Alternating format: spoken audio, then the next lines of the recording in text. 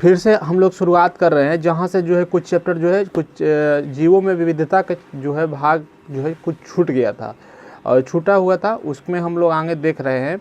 जैसे कि class 9th का जो चैप्टर है जीवों में विविधता, बायोलॉजी का चैप्टर जीवों में विविधता, उसी कुछ चीज़ को हम लोग देख रहे हैं। जिससे हम लोग पढ़ रहे थे वर्गीकरण तक हम लोग पढ़ चुके थे।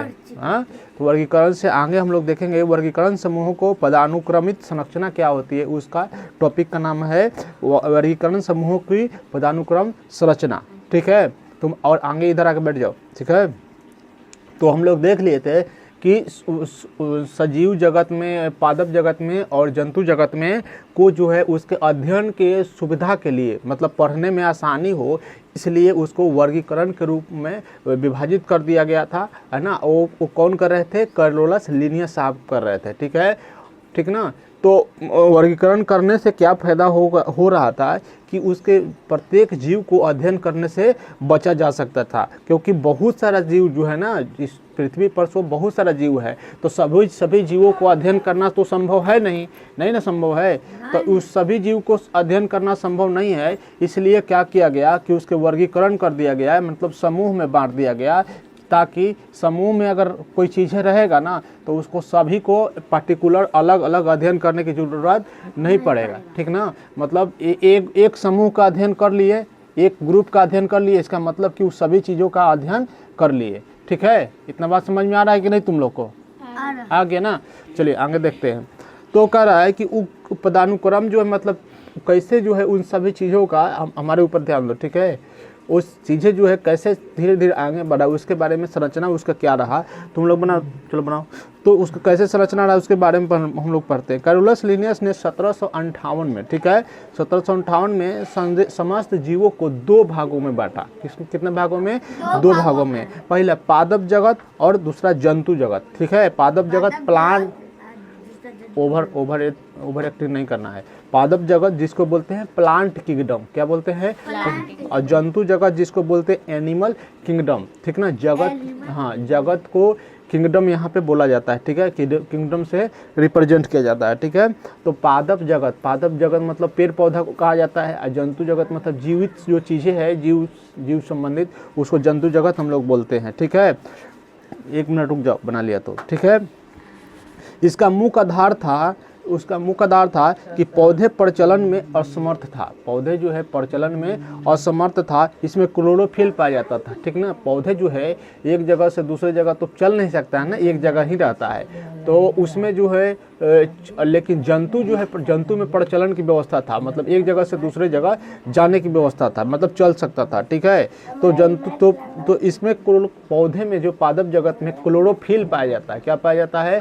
क्लोरोफिल। और क्लोरोफिल की उपस्थिति में जो है क्लोरोफिल तथा उनकी कोशिकाओं में कोशिका भित्ति पाया जाता है। कोशिका भित्ति, जब हम लोग सेल पढ़ रहे थे, कोशिका पढ़ रहे थे, तो इस बात की चर्चा हुआ था कि पादप जगत के जो कोशिका होती है, उसके जो भित्ति होती है, कोशिका भित्ति, उस सेलुलोज की बनी होती है। कल भी बताए हैं, उस दिन में भी बता रहे थे, किसकी बनी होती है? सेलुलोज। और सेलुलोज के वजह से ही जो है पौधे की जो भाग होता है वो मजबूत और कठोर होता है। ठीक है, ए ध्यान दो, इधर क्या है तुम्हारा? बना लिया तो शांत रहो।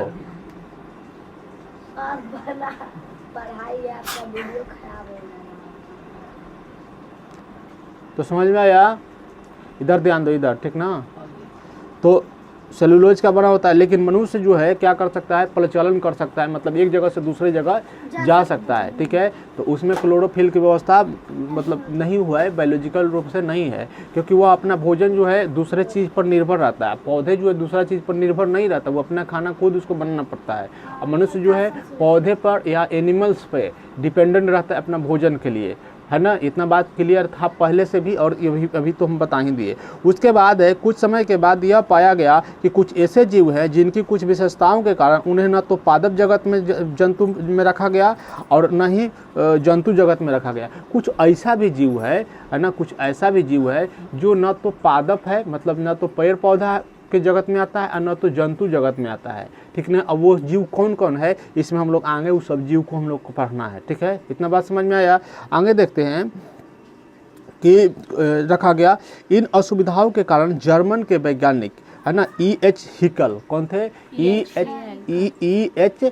हिकल ने 1866 में एक तृतीय जगत का प्रस्ताव दिया। उन्होंने कहा, कैरोलस लिनियस ने कहे कि जंतु जो है इस दुनिया में जो है चीज़ें सिर्फ दो ही प्रकार के होता है, पहला एक पादप होता है या तो एक जंतु होता है। इतना बात समझ में आ रहा है? मतलब एक पेड़ पौधा से रिलेटेड होगा और एक जीवित जंतु होगा, ठीक है। लेकिन पाया गया कुछ समय के बाद कि ये दोनों के कुछ ऐसे जीव हैं कि दोनों के गुण में फिट नहीं बैठ रहा है, ठीक ना।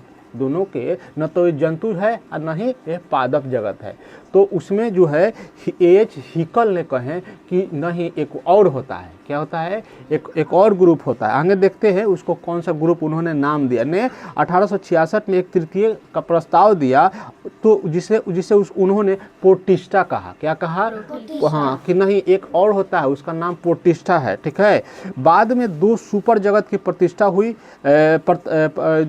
हुई, एक प्रयोकैरियोटिक के लिए एवं दूसरा यूकैरियोटिक के लिए। प्रयोकैरियोटिक में एक ही जगत मोनेरा है, जिसमें जीवाणु तथा साइनोबैक्टीरिया या नीलहरित शैवाल को रखा गया। कह रहा है कि उन्होंने प्रोटिस्टा कहा कि प्रोटिस्टा एक और जगत होता है जिसे प्रोटिस्टा हम लोग कहते हैं। लेकिन फिर मामला फंस गया कि यूकैरियोटिक और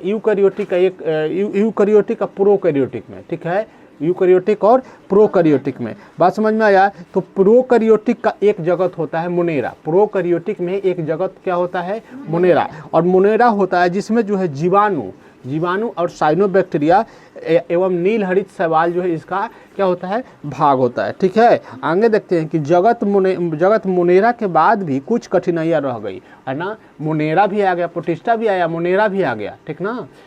आगे विकास हुआ।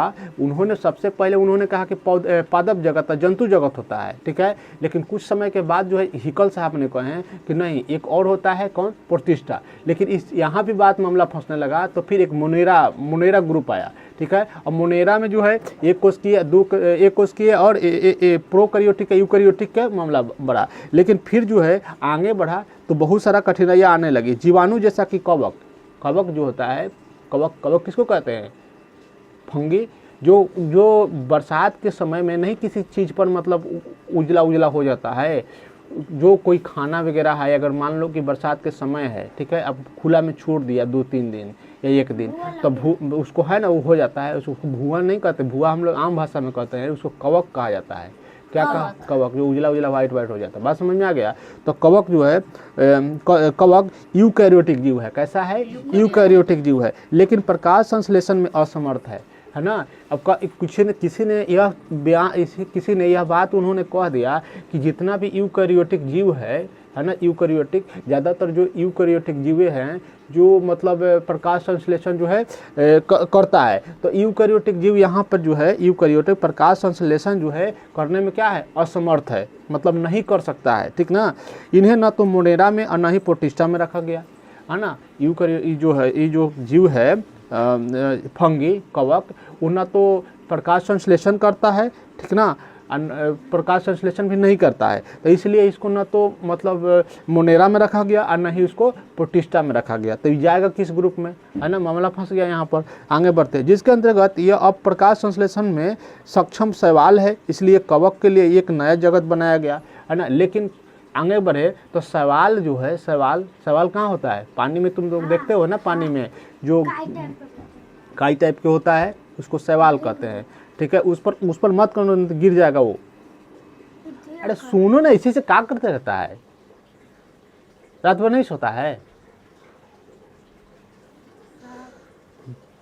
तो क्या हम बोल रहे थे?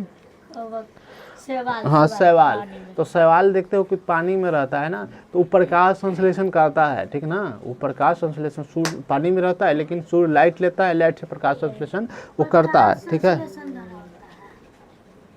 प्रकाश संश्लेषण द्वारा नहीं होता है, उसका जो है पोषण जो है, भोजन कहाँ से बनता है? प्रकाश संश्लेषण के माध्यम से। क्योंकि तुम लोग जानते हो कि पौधे तो अपना भोजन प्रकाश संश्लेषण के माध्यम से ही न बनाता है, तो उसमें शैवाल भी है, शैवाल भी अपना भोजन। इसलिए कवक के लिए एक नया जगत बनाया गया, जिस जगत को फंजाई किंगडम बोला गया। कवक को क्या एक नया जगत बनाया गया, उसको क्या कौन सा जगत बोला गया, फंजाई किंगडम नाम दिया गया।